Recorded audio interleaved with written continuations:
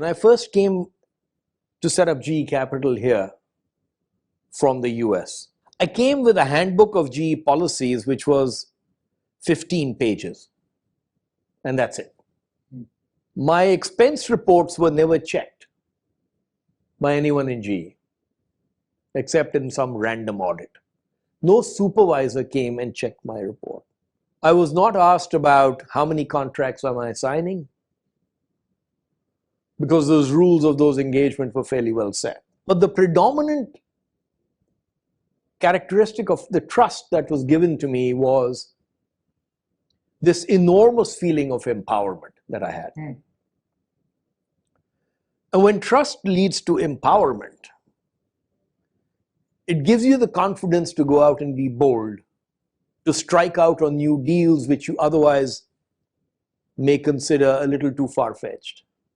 Again, I'll give you a few examples. We were very fortunate to have built a joint venture with the State Bank of India in credit cards. I started that.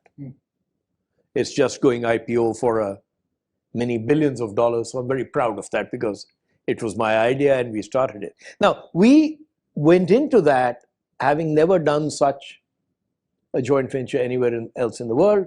We really didn't have a lot of qualities that I could go to SBI with and say, pick us over American Express or Citibank or many others. And it is a PSU. And it is a PSU. Right? And yet, because I felt empowered and trusted, I walked into the chairman's office with a proposition which was structured in a way which I felt nobody else could do.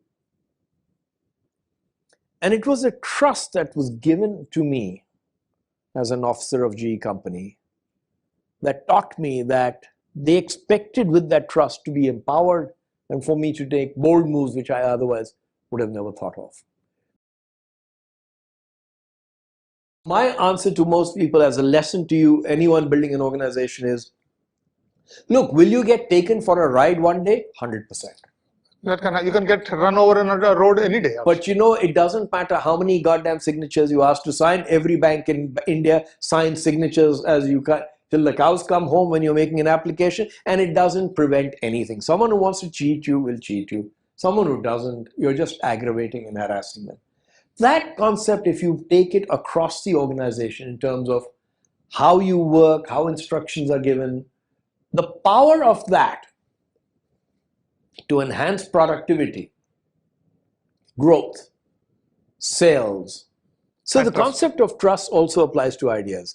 You know, if you want your young people to come up with new ideas, they need to trust you that one, you will take them seriously. Two, you like the ideas and you'll act on them.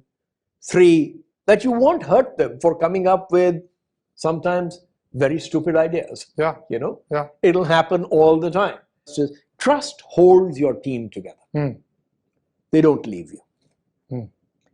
If they trust you, that feeling of being belonging, of empowerment is more powerful than any money you can give it. And you stand by them.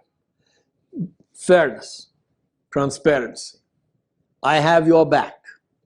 I'll be the toughest boss in the world, but I have your back if there's a problem. If there's a problem with your family, I have your back. Yeah. If there's problem with health, I have your back. One of the things at Genpact they're very well known for, and by the way, their longevity at the senior level is remarkable. People have been there. I just came and spoke. I was speaking there. They've been there 20 years, 25 years. A whole slew of 100 people at the top. They won't go anywhere. You can't hire them. You can do whatever you like. None of them are leaving.